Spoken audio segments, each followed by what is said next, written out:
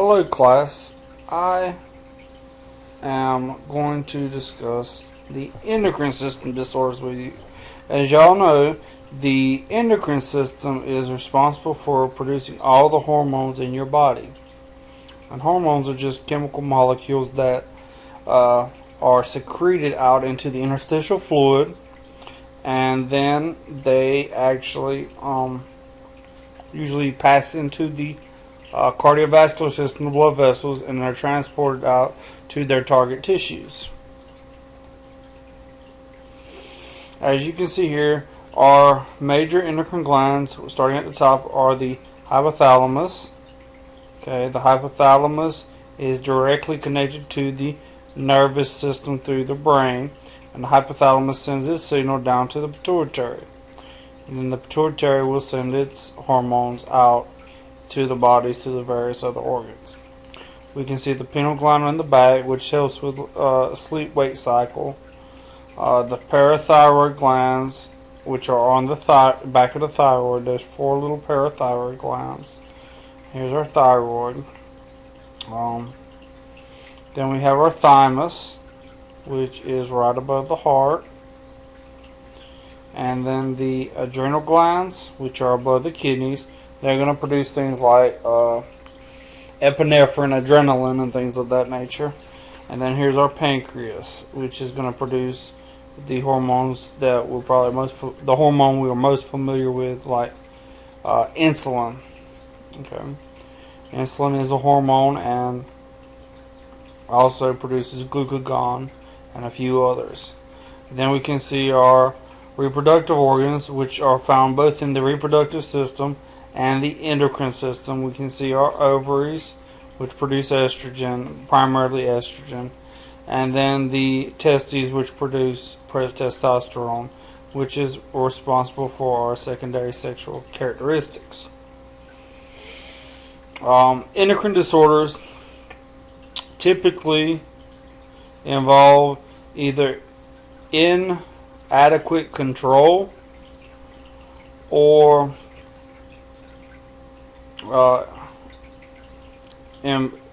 impaired feedback, and this will probably lead, or also we could actually just be missing out, or the tissue be non-functioning. But we can have situations where we have an excess hormone level. This is just general information about the endocrine disorders. So we have excess hormone levels that which typically can be caused from tumors.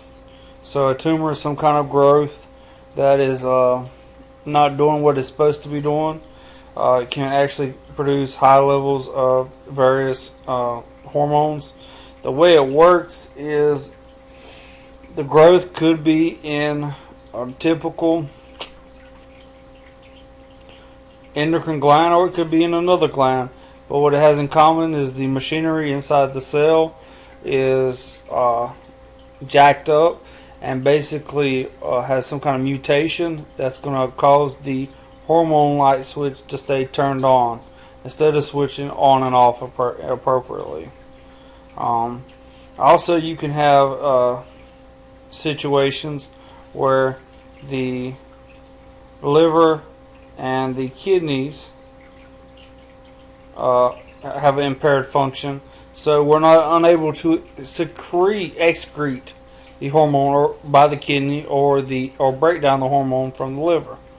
And this can happen because of buildup of not only that hormone but also other toxins in the body.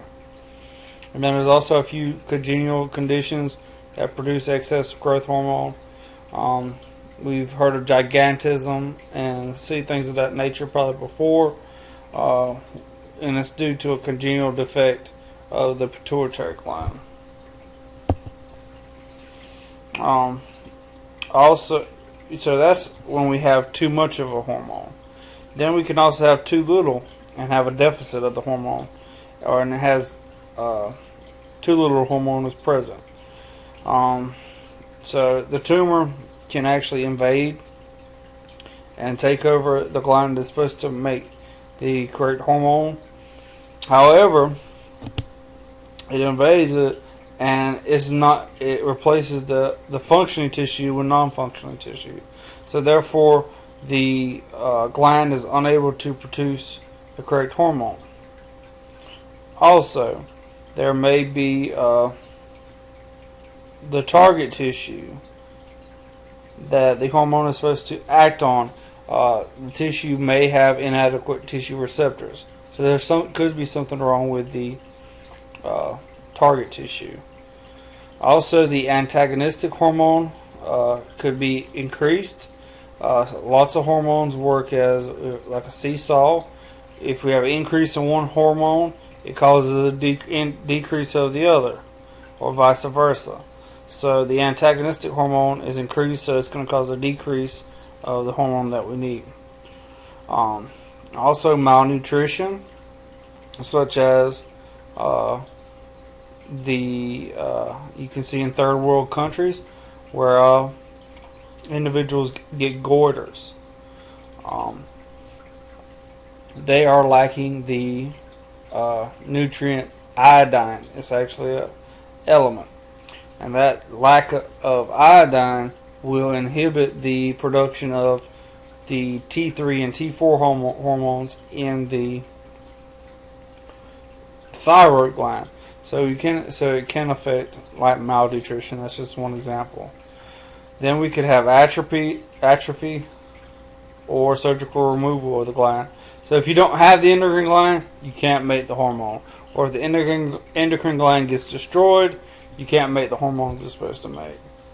And then also there are congenital deficiencies. Just means you're born with it. So,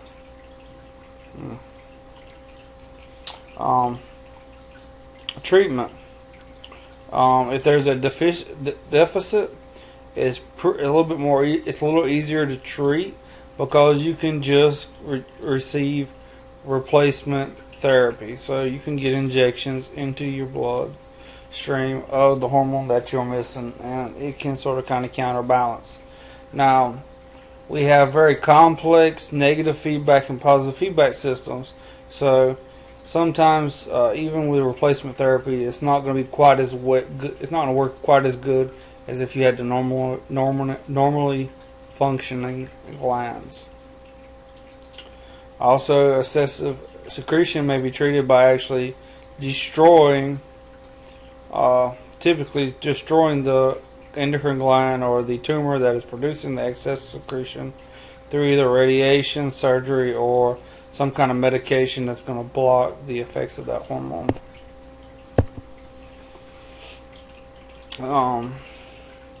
One of the biggest, one of the most common diseases that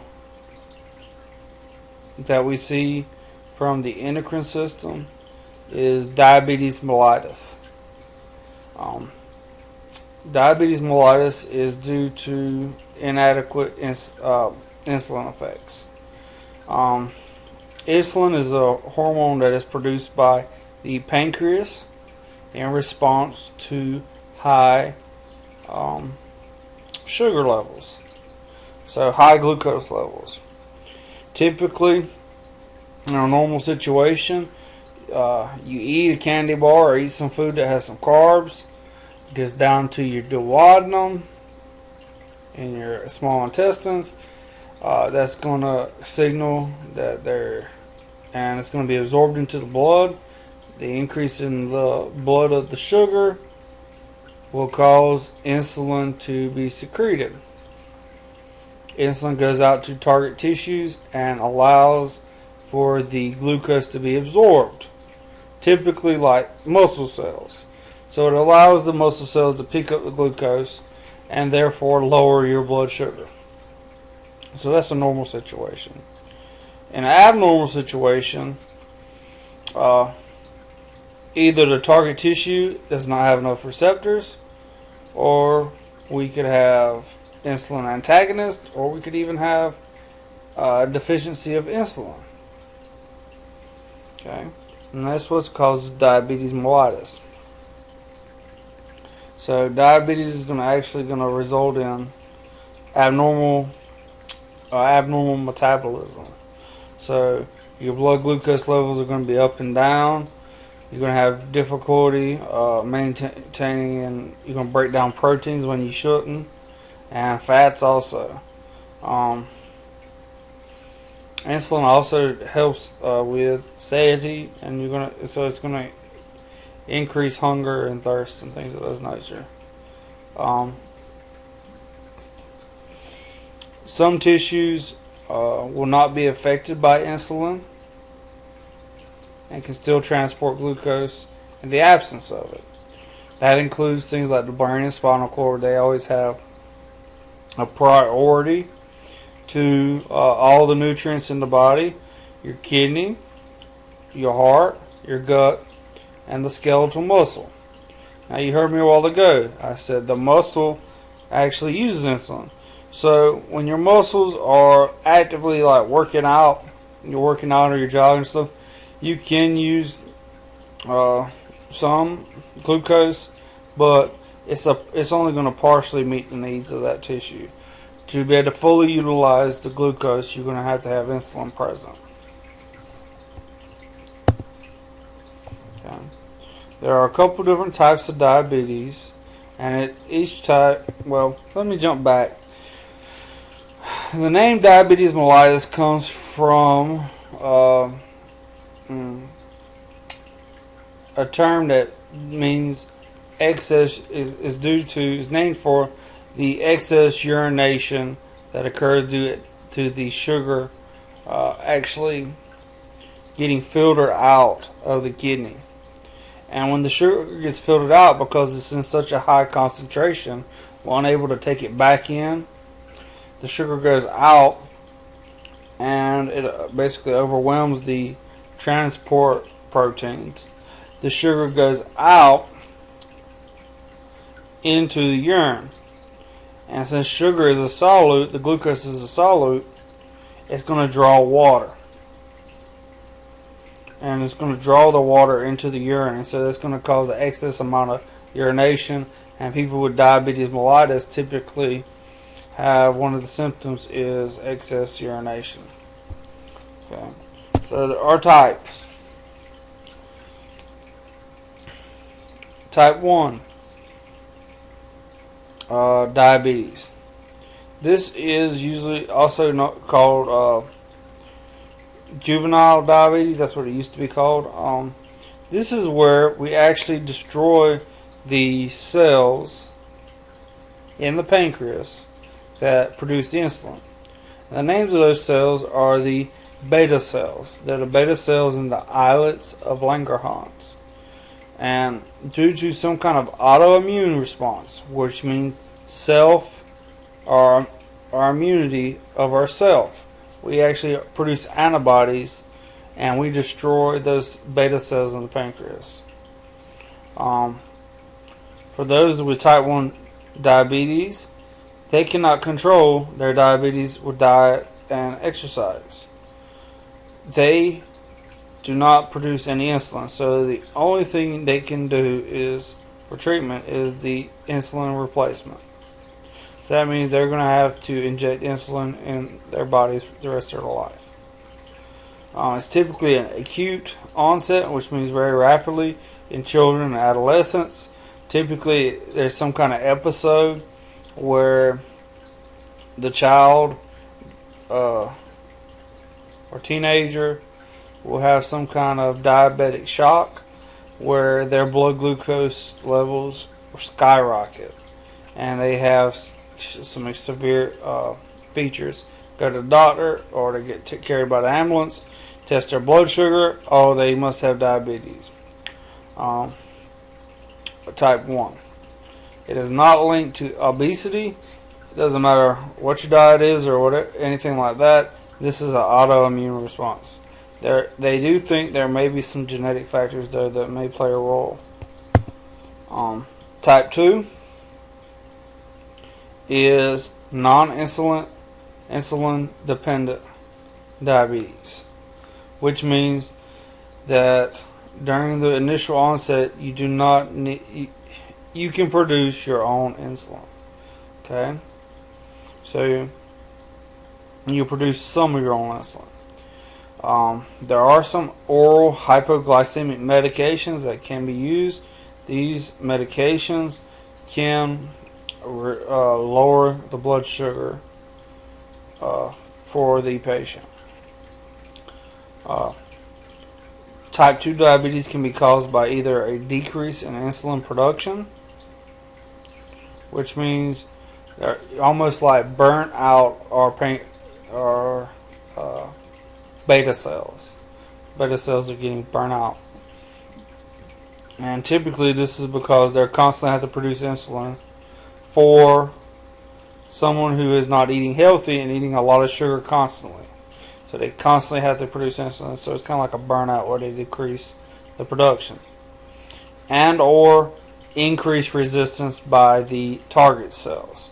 Now this is something that we see really typical with type 2 diabetes, where we have an increase of resistance. That means that the target cells do not respond to insulin like they should.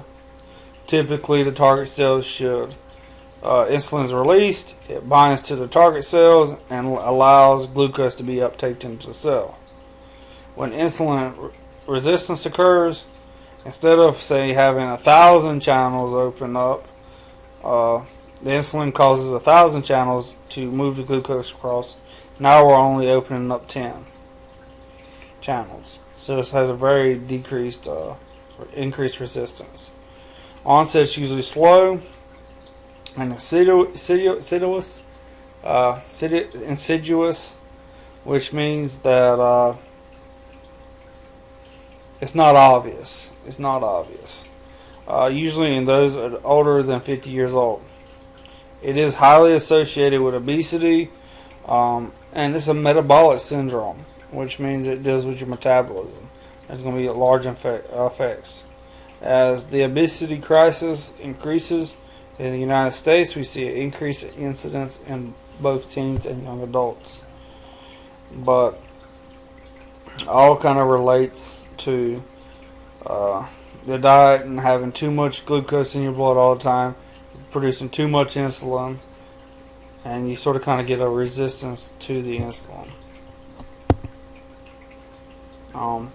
General manifestations of diabetes: insulin deficit results in decreased transport and use of glucose in the cells. Okay, so the cells are unable to transport the glucose inside of them, so the body can actually feel like it's hungry, polyphagia, and cause fatigue, because the cells are really actually starving, even though there's an abundance of glucose on the outside. One of the most common manifestations is hyperglycemia, increased blood glucose levels, glucosuria, which is glucose in the urine where you spill the glucose. This is due to the hyperosmolar filtrate. Like I said, we're unable to reuptake all the glucose as we produce the urine, so the water will move towards the solute. Okay, this is going to cause polyuria and polydyspepsia. Increase volume and frequency. Diagnostic tests include a fasting blood glucose test. Okay, or fasting blood glucose level. So basically, you get up in the morning, you're fasting, you haven't ate anything. You can test the blood glucose levels and see if they're normal. If they are super high, typically that can mean that our body is trying to produce glucose that it doesn't really need, and so have a really high level. Glucose tolerance test, which is where they make you chug a sugary drink and see how quickly your glucose levels come down. Or glycosylated hemoglobin test, looking at hemoglobin A1C levels, which actually can tell you glucose levels over several months. So it's a really accurate test for to diagnose and to monitor diabetes. Treatment principles. We want to keep blood glucose levels in a normal range. So around 100, I think it's grams per 100 micrograms per milliliter or something like that. Diet and exercise. For those with type 2 diabetes, this is crucial. Even some people that are kind of pre-diabetic can actually reverse their condition by increasing their diet and exercise, because the exercise will actually is a natural way to burn the glucose in the blood, as the skeletal muscle uses the glucose. Also, by lowering those levels, you can have a lot of less side effects. Oral medication, which increases insulin secretion and reduces blood glucose levels. And then lastly, you have insulin replacement, which is primarily type 1 diabetes. But after you've kind of exhausted all your options with the oral medications and the diet and exercise, some type 2 patients that have unmanaged diabetes, mellitus, will have to do insulin replacement, which basically is just going to overload the body with glucose in hopes of, well, it will fight the insulin resistance. So the target tissues have the insulin resistance. So what we do is we add insulin. The excess insulin will counteract the resistance and hopefully lower the blood glucose level and allow the target tissues to absorb glucose. Here is a chart. Let's see. We can see that we see some of the progressive effects of insulin deficiencies, which will lead into diabetic ketoacidosis. So this is really looking at someone who is really type 1 diabetes or severe type 2 diabetes. So the process happens is early on they are hyperglycemic, okay, and the cells actually kind of think they're starving. There's glucose around, but they're unable to take it up, so they actually have a very high glucose level. They have glucosuria, which is high glucose in the blood, and polyuria, which is going to cause the urination. There's going to be thirst, polydyspia, because the excess urination, and can lead to weakness and weight loss with the early signs. Then, as left untreated, we become increasingly hyperglycemic due to another process taking over in the body, where the cells are starved for glucose. So what does the body do? Makes more glucose. So our body is going to make new glucose through gluconeogenesis. Okay. And gluconeogenesis is going to produce more glucose. Then here we start getting a really horrible effects, I should say. We're losing excess water through the urination. We're going to have skin's going to be warm and dry, decreased turgor, so dehydrated. Our oral mucosa is going to be dry, decreased blood pressure, pulse, rapid, lethargy, weakness, confusion. Then, as the last effects, our body thinks it's starving. So we're going to go, what do you start burning after you burn all of the sugar and everything else. You have to start burning fats and protein. So your body begins to burn fats and protein, and this is going to produce acids. Okay, it's going to produce acid, and it's called diabetic ketoacidosis. The metabolism of the acids and the fats and the proteins produce acid, and this is going to cause your blood level to become acidic. Your bicarbonate level is going to be low. The pH is going to go low. You're going to try to compensate by rapidly breathing. One of the byproducts is acetone. It's going to be on the breath. It's a very fruity smell. And you're going to have ketone bodies in the urine. If this progresses any farther, it can lead to a coma and death.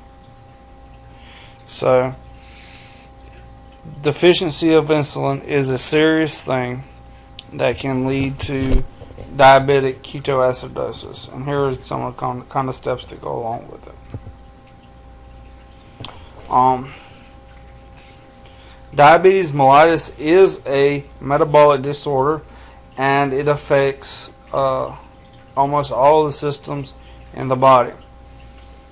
People rarely die just because they have high blood sugar, but diabetes leads to lots of problems with the vascular system, the blood vessels.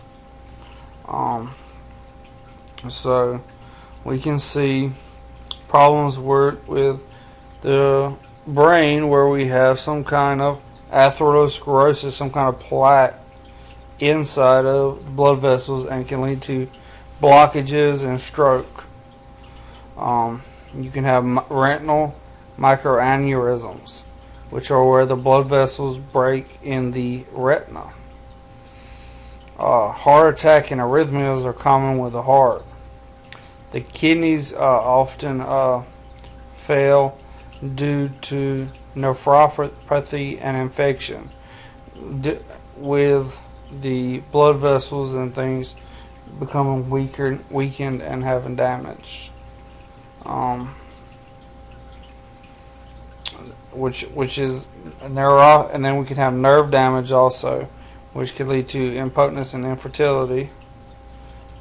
Numbness and weakness, which goes along with the nerves. And then also peripheral vascular disease, which is just poor circulation throughout the peripheral extremities, the arms and legs, typically the legs.